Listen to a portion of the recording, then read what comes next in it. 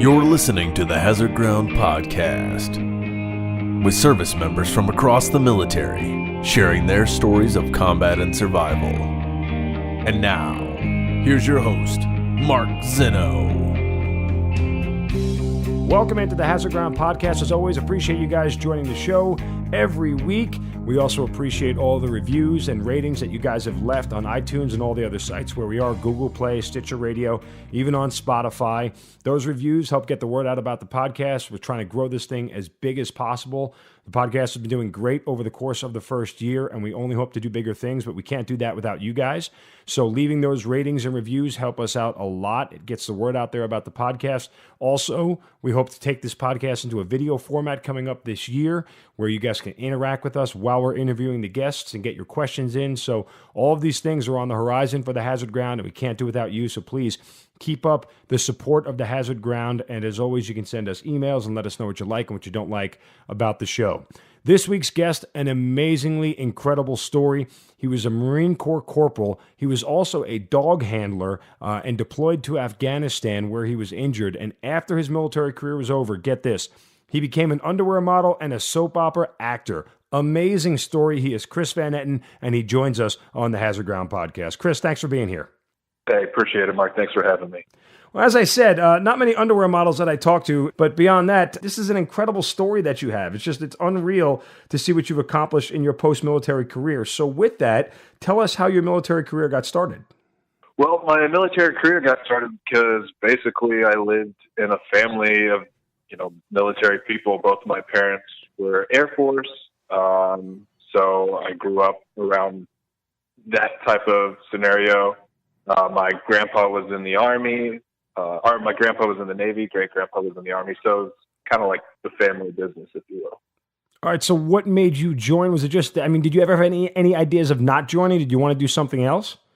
I think for a brief moment there, I thought I was going to try to go to culinary school, but when I really sat down and thought about it, I knew I had to serve. I knew whether it was going to be for 4 years or 24 years or however long, that I just needed to give back to my country. When you enlisted, though, we were already, deep into 2 wars. Did any of that deter you at all, or was that more of a motivation to join? No, it didn't deter me at all. It was a little bit of a motivation, but whether we were peacetime or at wartime, I just wanted to serve, be able to do something that I was proud of. And people actually ask me, with both my parents being Air Force, why I chose to be a Marine. And if you ask my mom, it's because I needed to pick something that was more stubborn than I was. That was actually going to be my next question because you had the 2 Air Force parents. Well, what else about the Marines drew you to them? Honestly, I guess I was one of those kids that saw those commercial slaying dragons, climbing mountains and everything like that.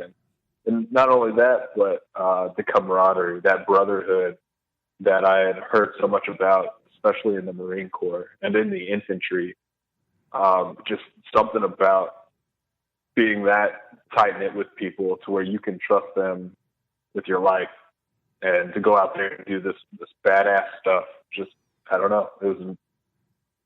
How can you not want to do that? Right. Now, what was the kind of details of it? Was it right out of high school or? Yeah, I joined right out of high school. And yeah, my goal was, again, depending on how long I was going to be in, I was going to do my time and either make a career out of it or get out and do something else. So you do your Marine indoctrination. Was it all you had thought it would be? It was obviously different than what I had thought it was going to be, as I'm sure it is for everyone. You don't go into something like that expecting, it to be everything you thought it was. But there wasn't a time, I don't think, where I ever sat back and thought it was a mistake. All right. So when you reflect back on the experience now, what about Marine boot camp made your service time easier, if at all? Well, what made boot camp actually easy for me was the fact that my dad, you can say whatever you want. People always make fun of, the Air Force people, but my dad was a very strict individual, and I love him to death. But when when I was growing up, he was very strict. And we always make the joke that when I got to boot camp, you know, the DIs are yelling at you, and I'm like, oh, this is no different than how my dad would yell at me if I was messing up. And so I actually kind of was able to utilize that whether it was fear or whatever to push me to keep going, and that discipline of even when I don't want to do something, I'm going to do it. I think that was ultimately what helped further my career in everything now. When you look back on the whole experience, you know, what do you take away from boot camp the most? The thing I took away from boot camp the most, probably that drive, that discipline. That was the first real time, being completely honest, the first real time in my life where I had been challenged to that extent. And, you know, growing up, I wasn't anything special. I wasn't, you know, the star quarterback on the football team. I was a skater kid who had a job. I was a regular guy. And so, I've proved to myself, you know, in boot camp that I could do all of these badass things that Marines do. What was the time frame of this whole thing, Chris? I mean, what year was it? This was back in 2009. I went to boot camp in, I'm trying to think now, August. So, yeah, those 3 months. What is your first duty station? Where are you headed? What do they tell you when you get there? How quickly do you hear about you're going to deploy? To give us all the ins and outs. So my first duty station was at 29 Palms. I was stationed with 1st Battalion 7th Marines, Charlie Company, or Suicide Charlie for anyone who knows. And I think I was more terrified to meet my seniors from all the stories that I heard in boot camp and ITB. Then I went to meet my DIs.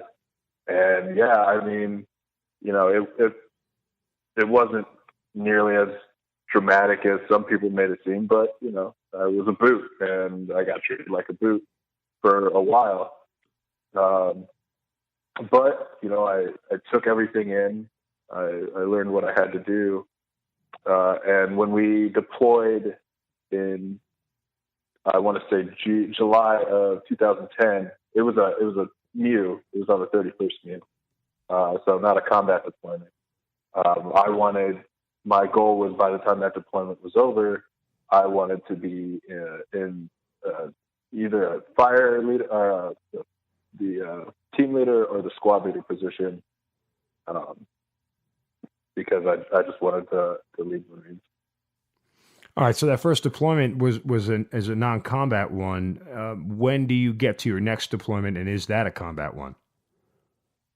Yeah, so the next one that I went to, that was in, well, I left late February of 2012. And that I was a dog handler. And so we went there a little bit earlier than the rest of our unit to kind of get the dogs acclimated and all of that stuff. But we were there up until I got injured that June.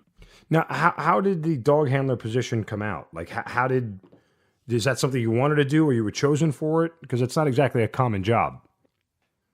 No, it's not a common job. And I'm glad I got picked for it, because I was slated to go to squad leaders course. But of course I made the mistake of not completing all my NCIs. But I still wanted to do something, and so I asked, and they're like, "Well, we need people for dog handlers." And I mean, I've had dogs my entire life, so I offered to do that.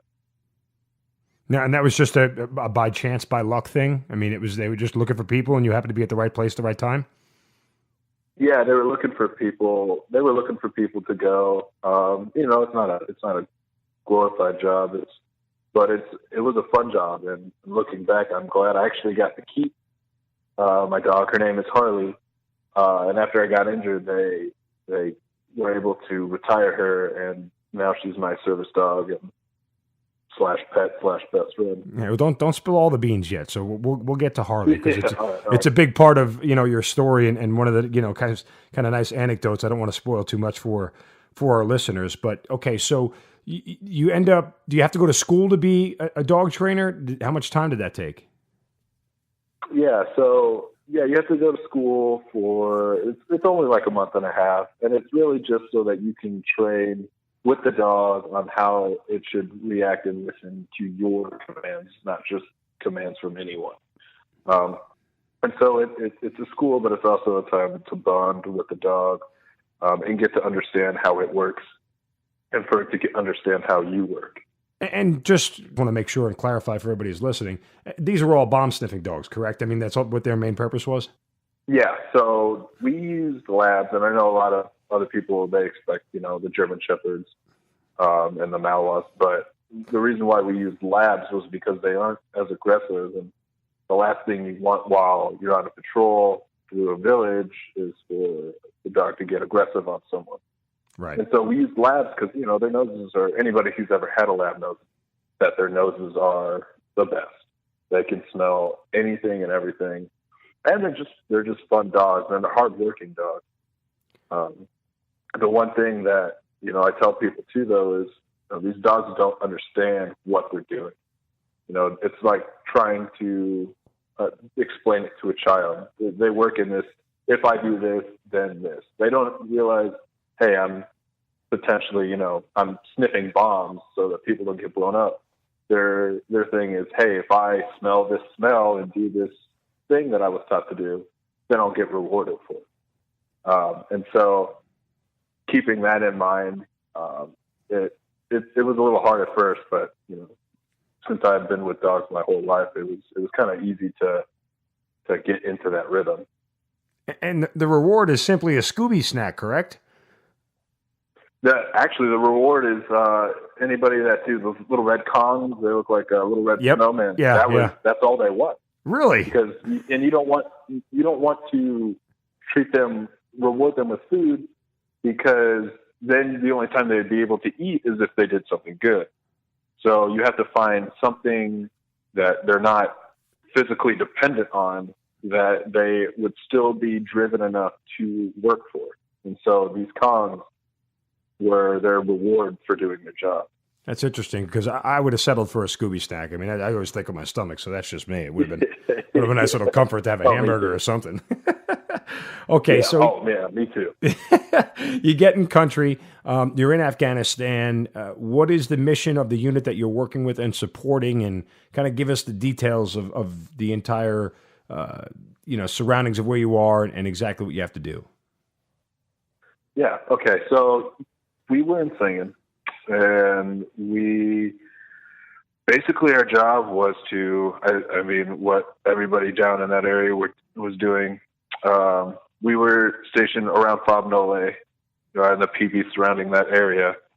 And basically it was counterterrorism and to help out the local populace. And, my very first patrol, I remember we were out, and that first round hit, and that was the time that I realized that we were in the shit. One day we would be out. We were doing a lot of night ops at the time too, and so we'd be out at night trying to find guys placing IEDs, and then during the day we'd be helping whoever needed helping in the local villages. When that first round hit, as you said, and things are different. We talk about it all the time on the podcast, that the phrase we always use is "real gets real." And does that change your mindset? I mean, how did you react to it personally? And then I guess the other question, how did the dog react to it?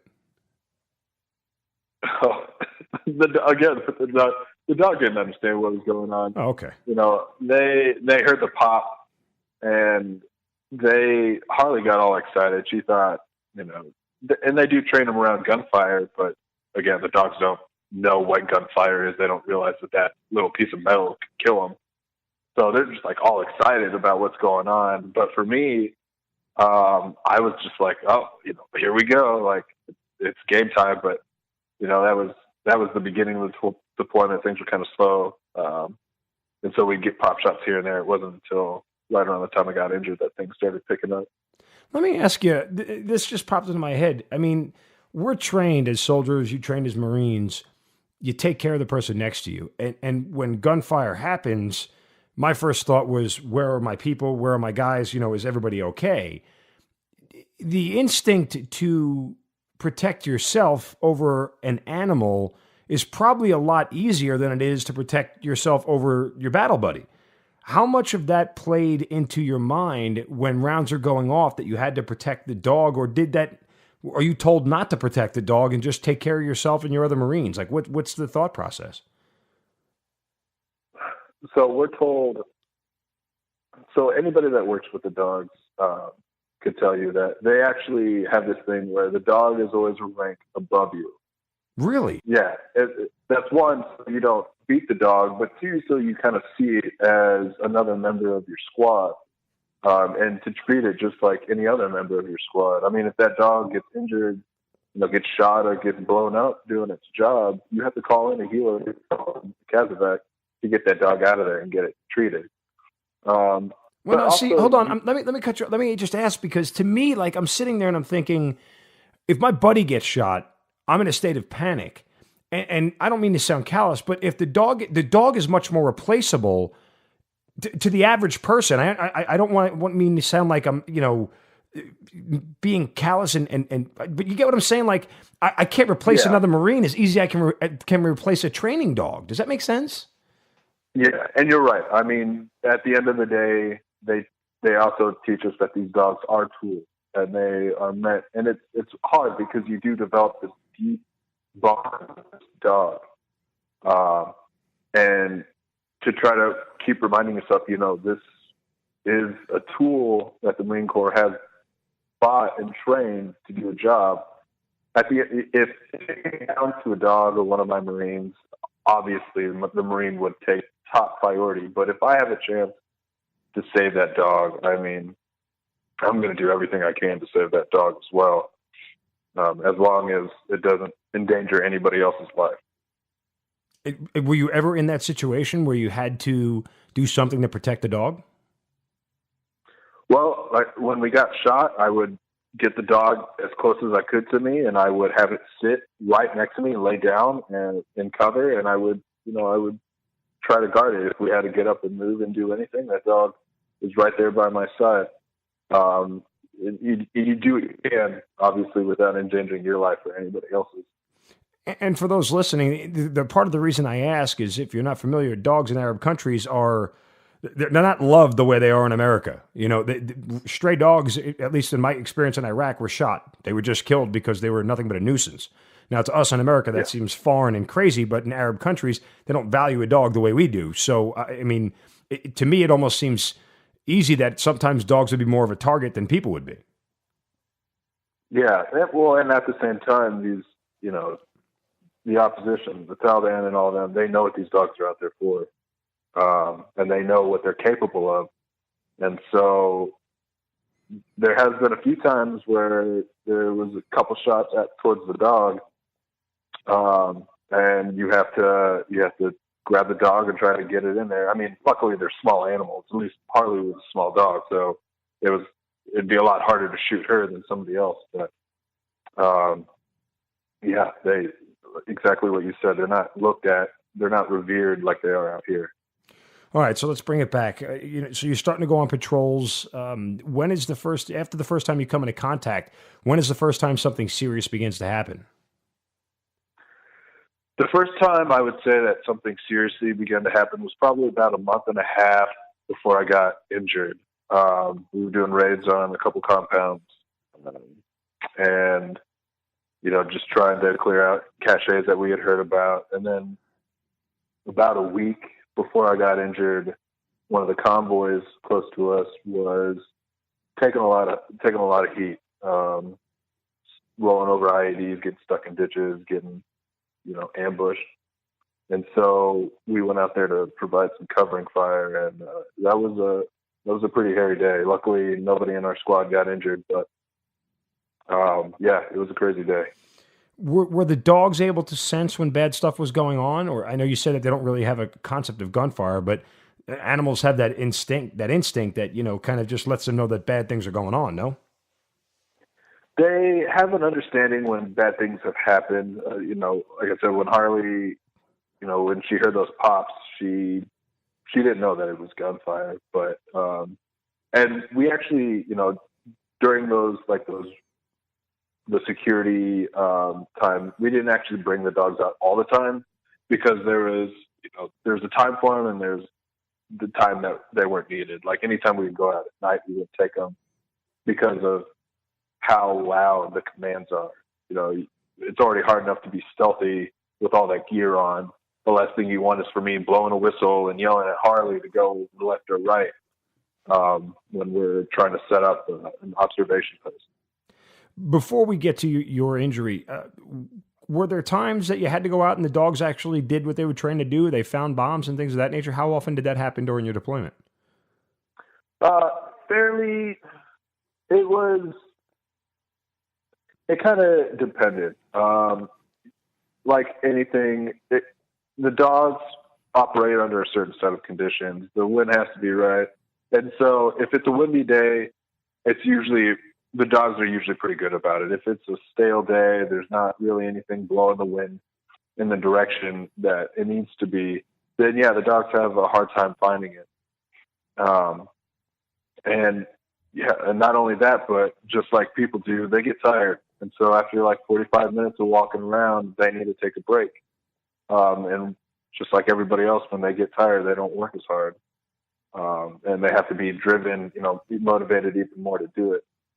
So there's so many factors that played into it. And I love the fact that the dogs are out there, but I think some people didn't see it that way. So just in kind of summation, as far as the work of the dog, I mean, could you have been as effective on this deployment without the dogs? No, I personally do not think so. I think that the dog, especially if there was even an inkling that there was an IED, you can't have EOD. At the time, the operating procedure for EOD was you had to have two sources of confirmation, visual and something else. And a lot of times, if you have the opportunity to not get close and confirm it, then you're going to. And that's where the dogs really shone was, hey, there's something over there. It looks pretty hazy. Send the dog out there. And then you can get the dogs. These dogs are smart. They know how to go left and right. They know how to go back and forward.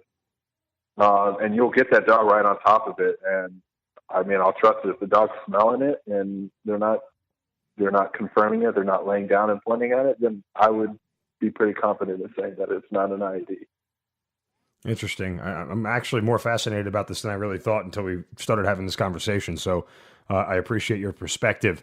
Let's move forward to June 13th, 2012. That was the date of your injury. Take me through the early part. I know it was a night mission you got injured on. Was this something that was going on overnight from the night before, or was it that you woke up the morning of the 13th of June? And kind of take me through that day. Yeah, definitely. So yeah, June 13th. Well, June 12th, June 13th. It was an interesting day, and yeah, we were doing a lot of patrols at the time. And we didn't take the dogs out at night. Otherwise, maybe things would have been differently. But we normally, when we go out at night during the day before or the day of, we like to try to do a day patrol and just kind of look for things that maybe we should be wary of. We weren't able to the night that we went out on the 13th. And so we kind of had an uneasy feeling. You know that feeling when you think something's wrong or when something doesn't feel right. Oh, yeah. Yeah. I mean, anybody that's been out there knows what that feeling is of just something is off. And so we were going out there, and it was a kind of a weird night again. And I remember we were setting up our OP in this place we had never really been before. And we're looking out there, and it was just deathly quiet. I mean, there wasn't anybody out anywhere. we like to think we're stealthy, but I feel like most of the time they know where we are. Again, when you're carrying 70 something pounds on your back or on your body, it's kind of hard to walk on these mountains quietly. But, we sat there for quite a few hours, just looking out, trying to find anything.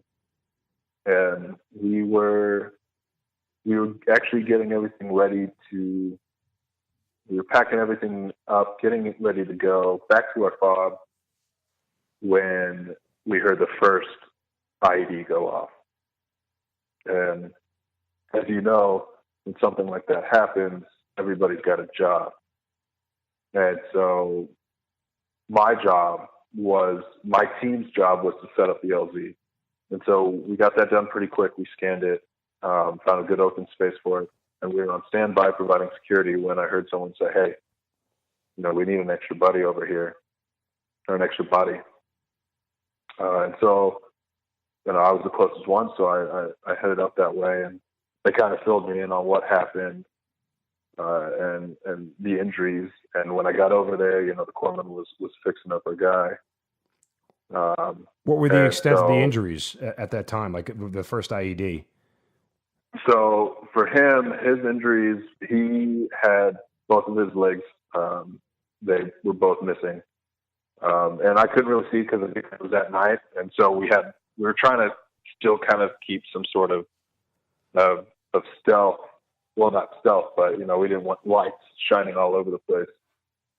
So we had some sort of light discipline still. And at first I thought that it was just, one of his legs.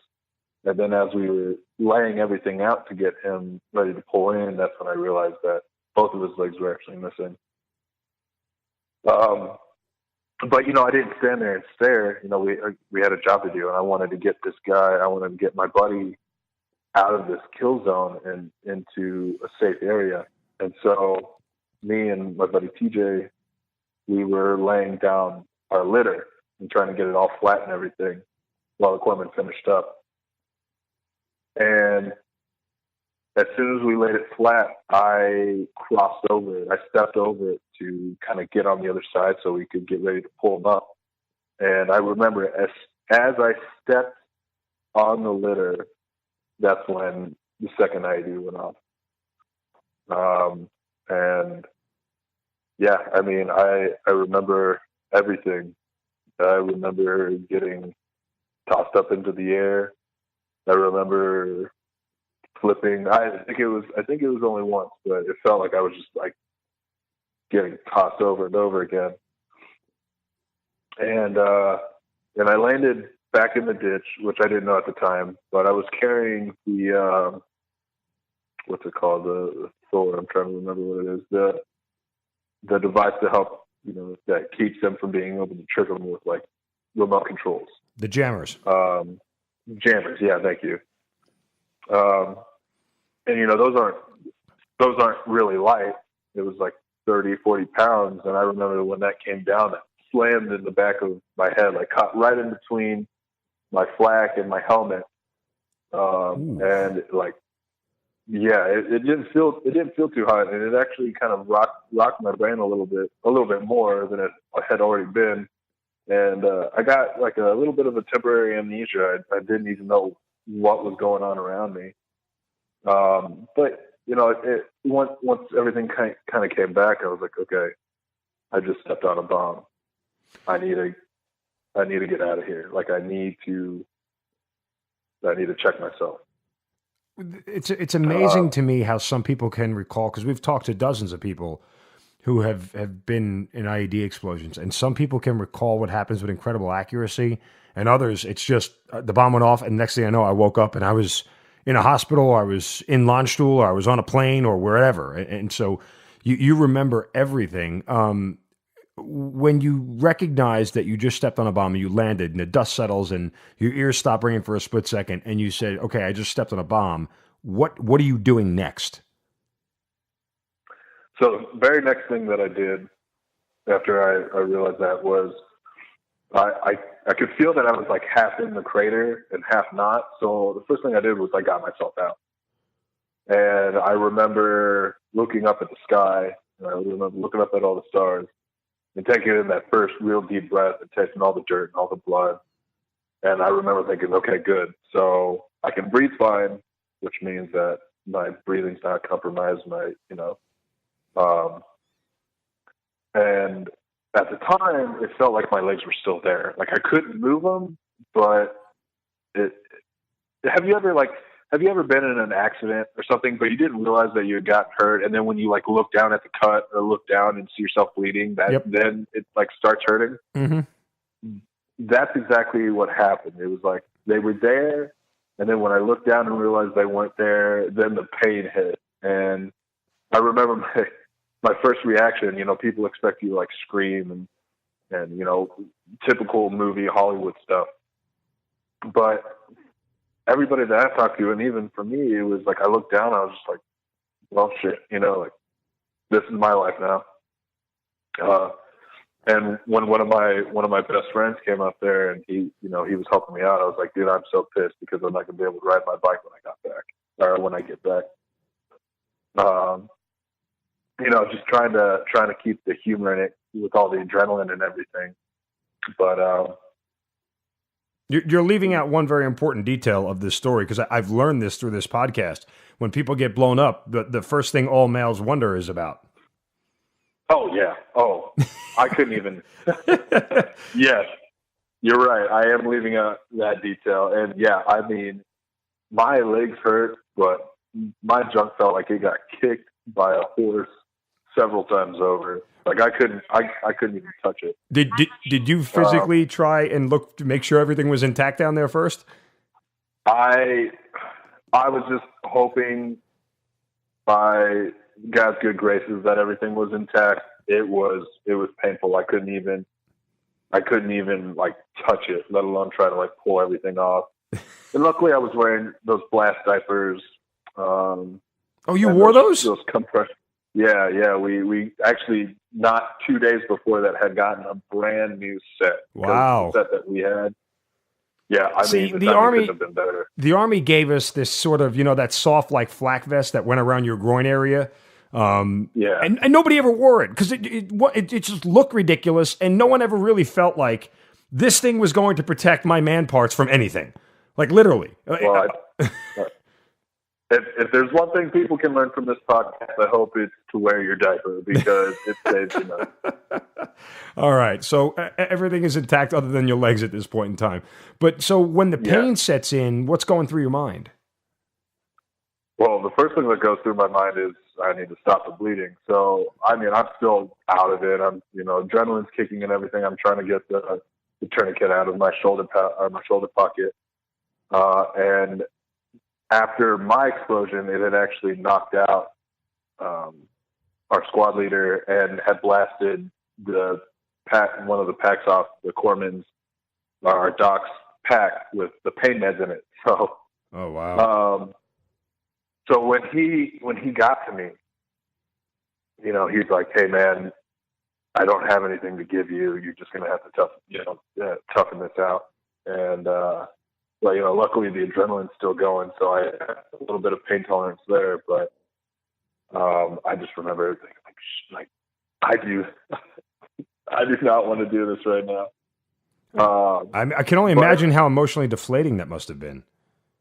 It was a little bit deflating, but that didn't change the fact that I still needed to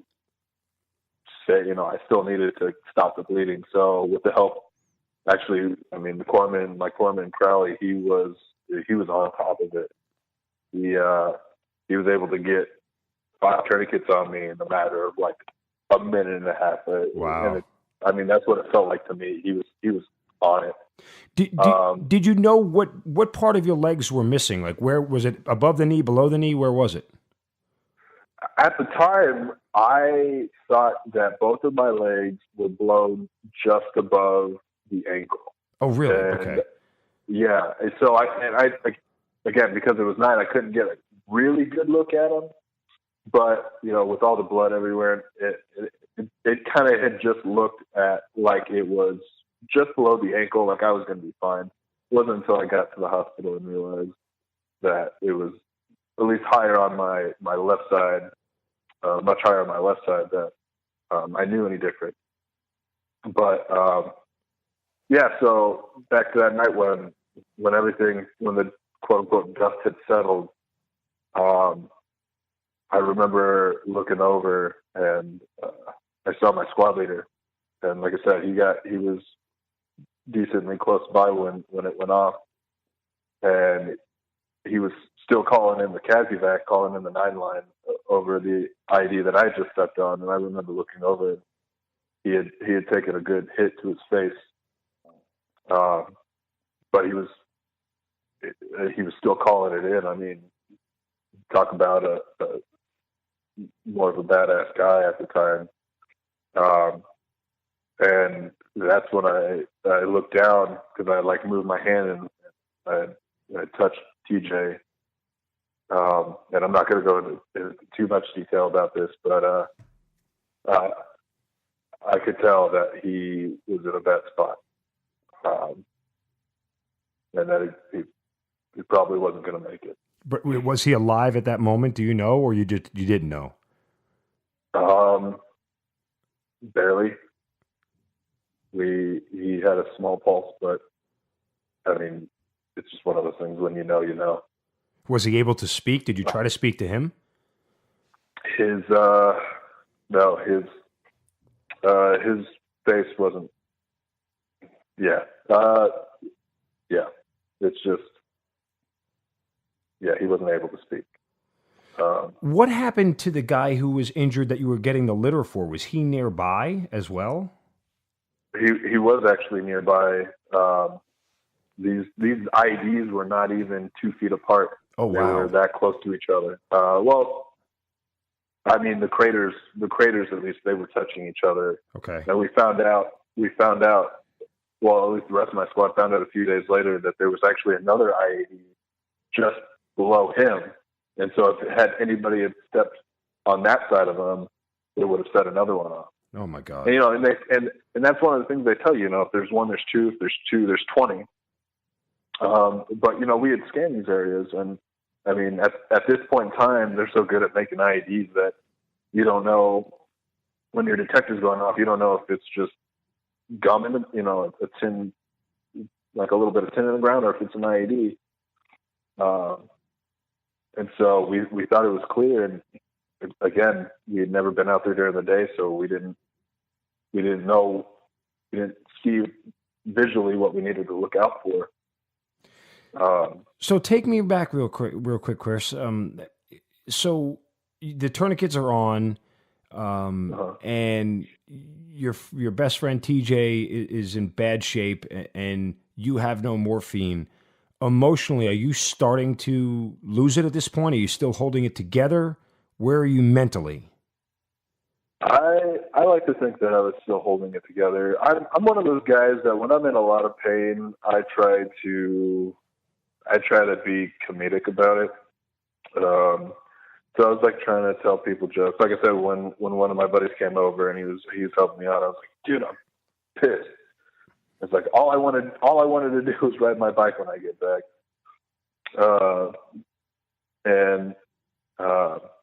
But they got us out of the kill zone. They got us to the CCP, the casualty collection area. And we were waiting on the helo. And the one time that I think I was starting to lose it maybe a little bit was waiting for the helo to come in, because you could hear it in the distance, but it seemed like it wasn't coming any closer for a little while. And I remembered I was starting to get tired. And one of my buddies who was next to me, I remember I had to grab onto his hand, and I started squeezing it. Like I would squeeze it every now and again, anytime that I felt like I was falling asleep, so that it would keep me awake. And I just, like, for what felt like an hour, and it wasn't that long, of course, but what felt like an eternity, just seemed like this helicopter wasn't coming. And when it finally landed,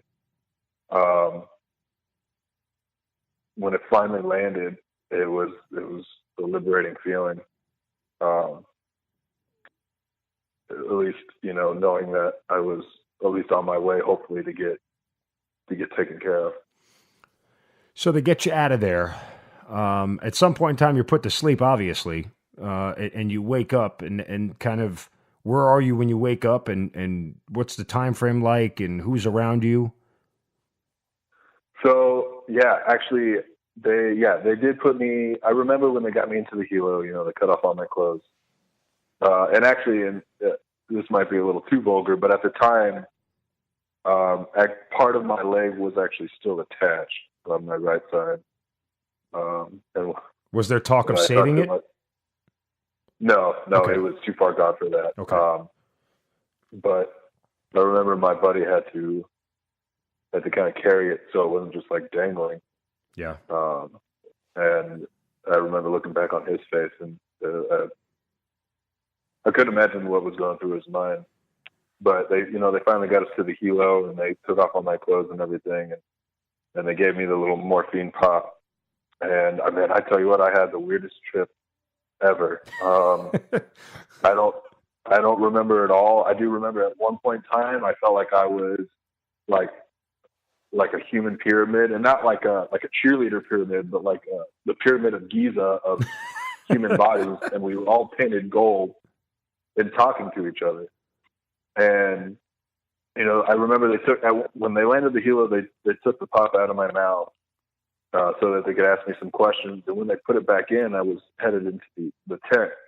And I remember all the doctors and the nurses, they were standing there, and then all of a sudden their bodies just like used into the table. And they were just like these like cyborgs on top of this table, just working on me. And then that's when I knocked out. And when I woke back up, I was in Baden. Okay. And I remember, I had just woken up. I looked over and I saw my buddy who had stepped on the first one. He was still unconscious. And 5 minutes later, this nurse walked in, and she's like, "Oh, hey, glad to see that you're awake." And I asked her, I was like, "Hey, how's everyone doing?" Because that's the first thing that's on your mind, is you want to make sure that all your other boys are okay. And she's like, she said, Brad, the guy who stepped on the first one, he was recovering nicely. My squad leader, he got pretty banged up, but he was going to be fine. The one who was calling in the medevac when his face was messed up? The one that was calling in the one that was calling in the medevac, and before she said anything, I was like, what about TJ? And she didn't say anything, and that's when I knew that he was dead. And I asked her, I was like, is there a way that I can call my mom? Because I know she's freaking out. You know how it is with the military and everything. Yeah. She was under the impression that they only called you if your child was killed. And so when she got the call, she immediately broke down. And it was actually my dad who had to say, "Hey, he's still alive." But when I called her, she's being a typical mom about it, like, "Oh, I'm so glad you're safe. I'm so glad you're safe." But Mom, I'm fine. I'm fine. I'm coming home. I'm just coming home a little bit shorter. What did she respond with? And she started laughing, and she said that that's when she knew that I was going to be okay. And I just talked to her. I was like, "Hey, I don't know when I'll be home. They're saying that they're going to try to get me to San Diego as soon as they can. But just know I am coming home." And I just know that was good for her, and it was good for me too, being able to let her know that I was going to be okay. When did you first speak to someone else in your squad or your unit about TJ? After my squad leader had came in, he came in probably about 40 minutes later. And I asked him how he was doing. Obviously, I could see that he was pretty banged up, but he was in good spirits. And I asked him if he knew about TJ, and he's just like, "Yeah." He kind of just told me what he knew. and we didn't really talk about it much more until we got to San Diego. But yeah. Chris, when did that emotionally hit you? Because I mean, I can hear it in your voice now that, you know, obviously it's a tough subject, and please, you know, I understand it's not easy to share these things again, but at some point in time, it had to hit you, because it hits all of us, right? When you lose somebody that close to you, not only in the military, but just somebody you consider a friend, it hits us all, and it hits you in the worst spots. And I'm just curious when that moment came for you.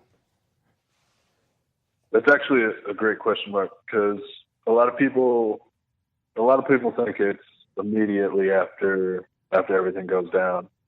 And at least for me, it wasn't, because not only was I incredibly drugged up, but I was still taking everything in. You know, I was still processing what had happened.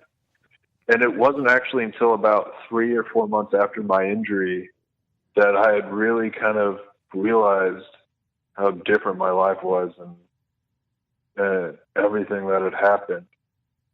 And the biggest thing for me was dealing with TJ's death, because for a very long time, and even today, I feel this sense of guilt for his death, because it was the ID that I stepped on that ended up taking his life. And that was a hard thing for me to grasp for a long, long time.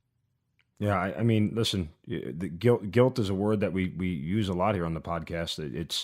There's a lot of it, and well, I can't sympathize. I certainly empathize, not only through people I've talked to, but through my own personal experience. And it's you know, that can consume you, and that's why there's PTSD, and that's why we have 22 soldiers a day killing themselves and things of that nature. And the fact that you're still here and you're living the life that you are is probably a testament to TJ and the rest of the guys in your unit more than anything else. And I think that's what we always tell people to hang on to, you know? I mean, it's to keep on living and not let that guilt or the feeling that you did something wrong and it took somebody else's life consume you. And obviously it hasn't, but you know, there's a lot of layers beneath all that.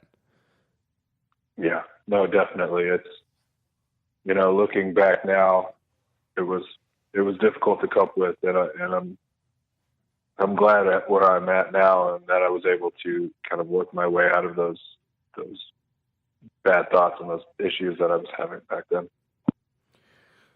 Was there a moment that you knew that you knew it wasn't your fault, that it's just kind of, well, it's war and crap happens and everything else? No. I mean, I don't think there's ever been a moment where I've ever felt like it wasn't my fault. But I've learned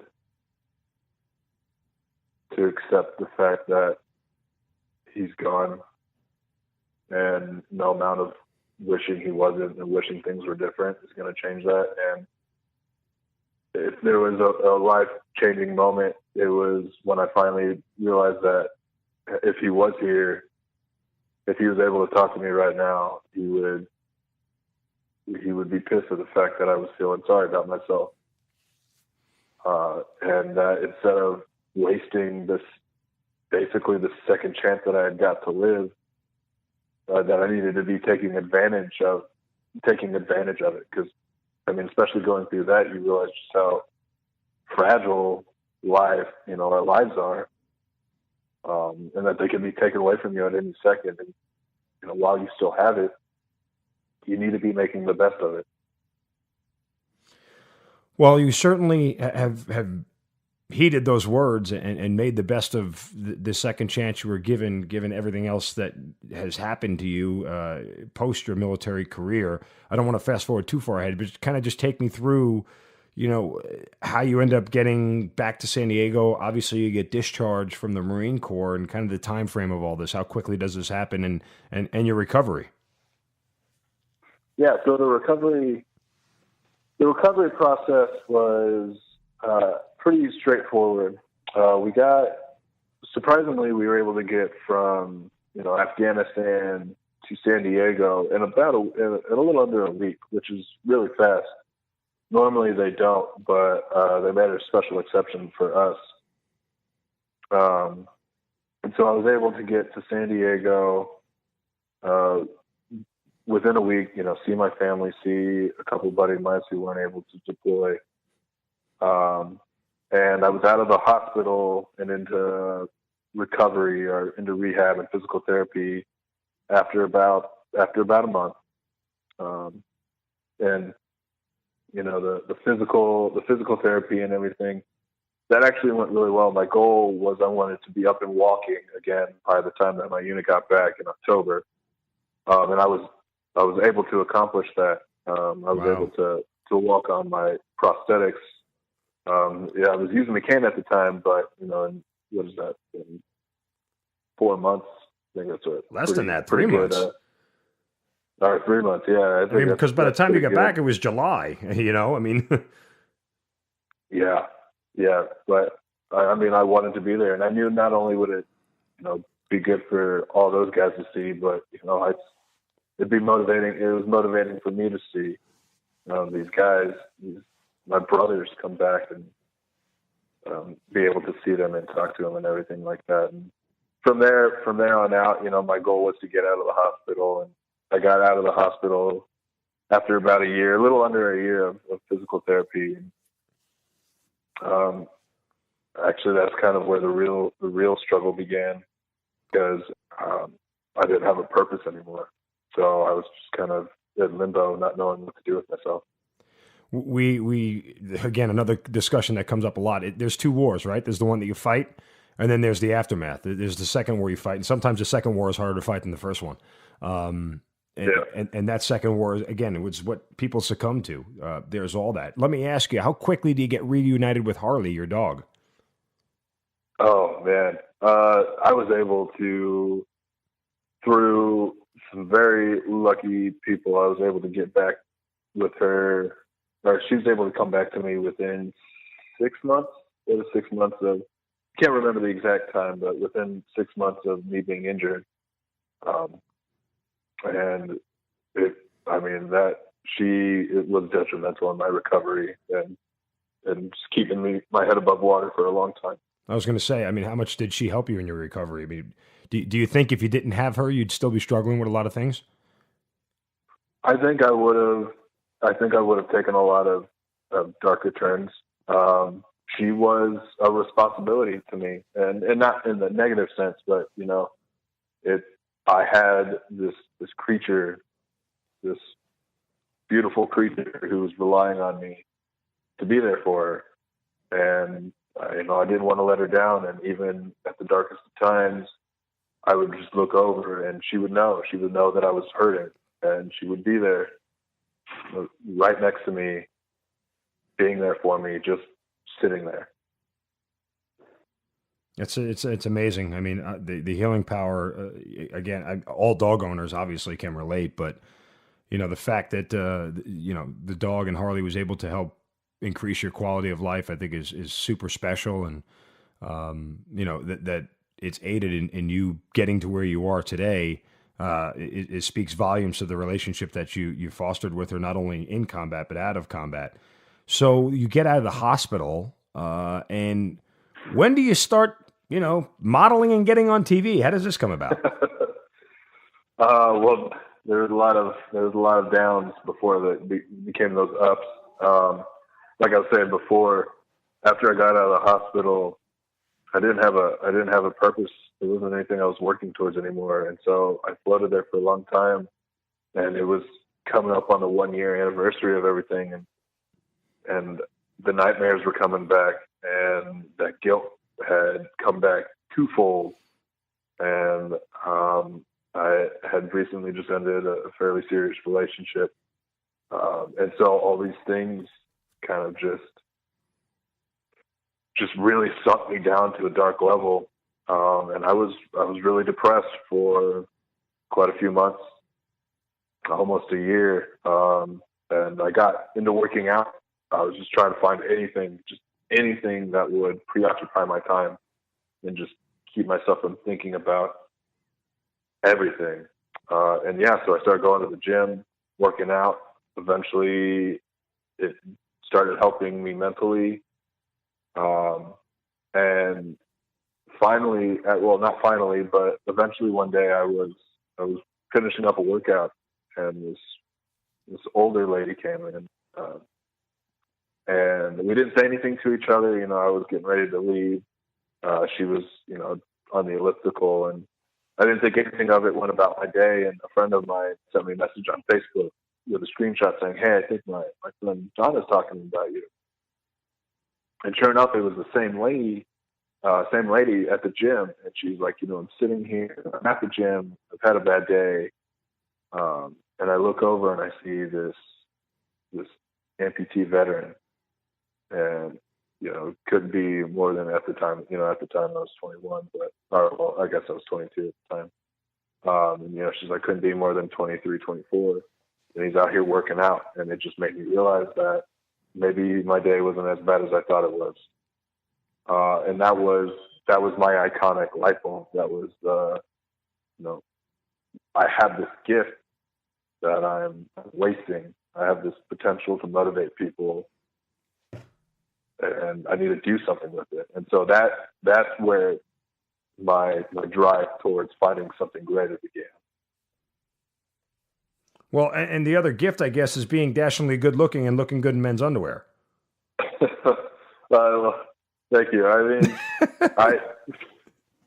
before any of that, man, I tell you what, I never thought I could take a good picture to save my life. If you would have asked me in high school and the Marine Corps if I would ever be doing any of this stuff, I would have called you crazy.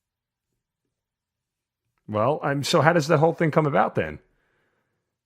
Well, I started looking for ways that I could share my story. I started looking for ways that I could motivate other people.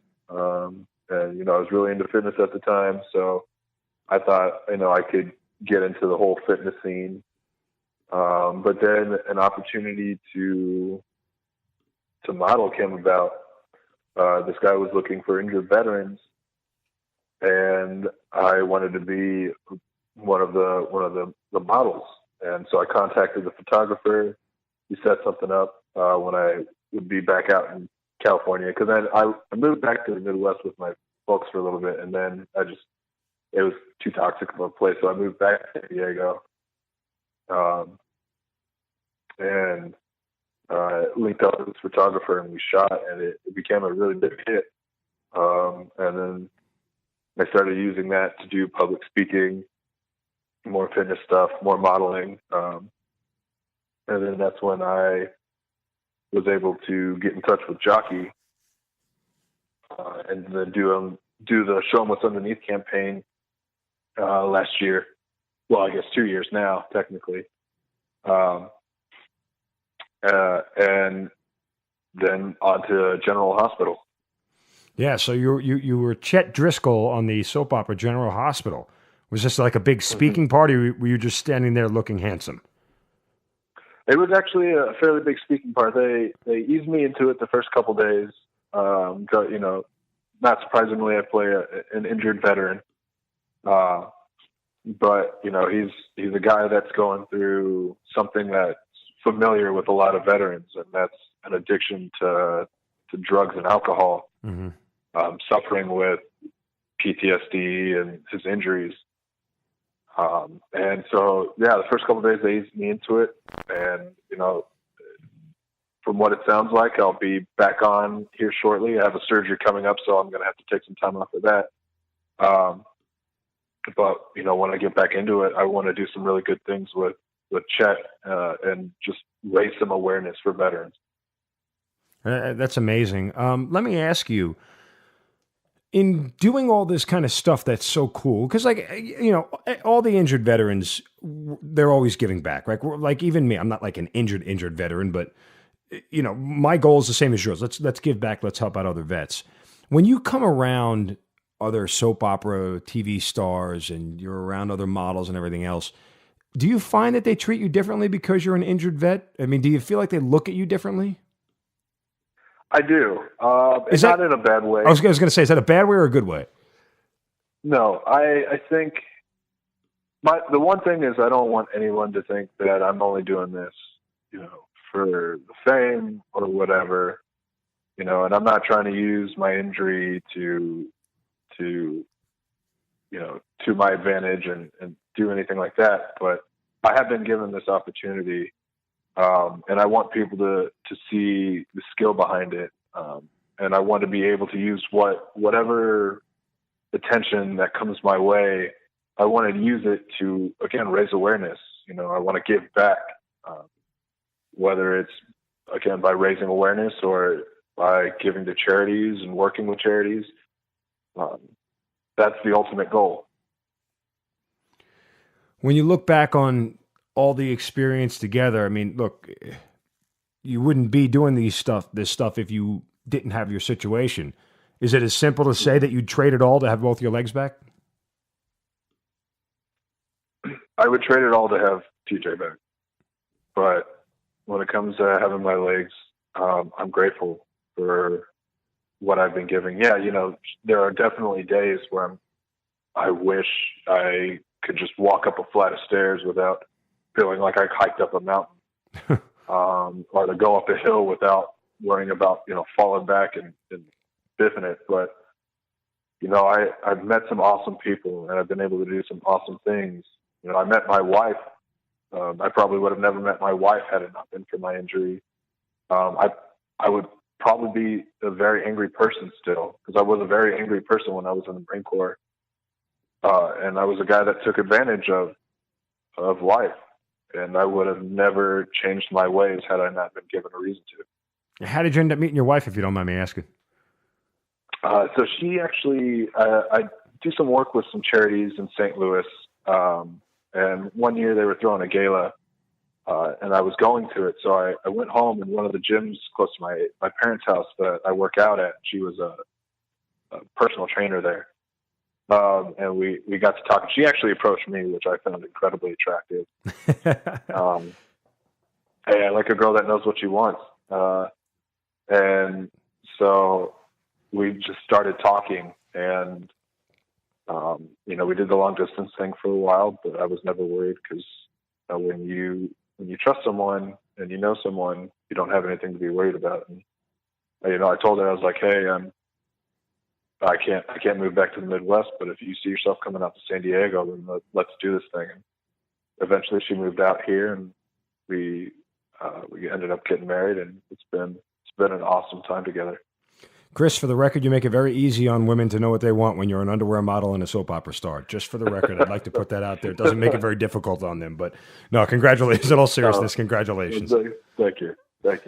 Well, look, brother, I mean, it's great that we're ending this on a high note, and I don't want to go backwards, but obviously, the pain is still there for you as it pertains to TJ and things that you're still struggling with. And, I hope you find the peace that you need if you haven't found it already. I know it's never going to be 100% peaceful again because of the situation, but what you've accomplished after that and what you've done is a testament to what veterans are all about and why this podcast exists, because of guys like you who have a story to tell. And, this podcast helps keep guys like TJ in our memories and in our hearts. And it's why we're still doing what we're doing. And I just thank you for being so candid and sharing all of your story and being willing to tell us that. And I wish you nothing but the best, brother. I mean, just continued success, and, maybe I'll buy some of your underwear.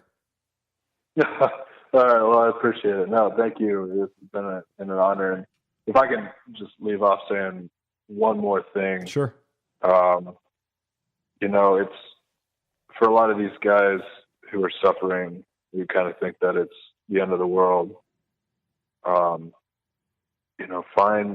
You got to find a purpose, because ultimately that it comes down to, because it never gets easier, but you do get used to the burden. And, having my legs sucks, but it's a reminder that I'm still here and that I still have something to give. And I think you don't have to lose your legs to motivate someone. People look up to veterans and what we have done. And I want especially any veteran listening to this to realize that, it's not, you don't have to determine your life by the past. You can make something of your future. Perfectly said, brother. Chris Van Etten, thank you so much for being part of the Hazard Ground. Hey, thank you. You've been listening to the Hazard Ground Podcast. hosted by Mark Zeno and produced by Matt Pasquarella. If you have an interesting story to tell and you'd like to be on the show, send us an email at hazardgroundpodcast@gmail.com. And if you like the show, don't forget to subscribe, rate, and review on iTunes. Thanks for listening. We'll see you next time.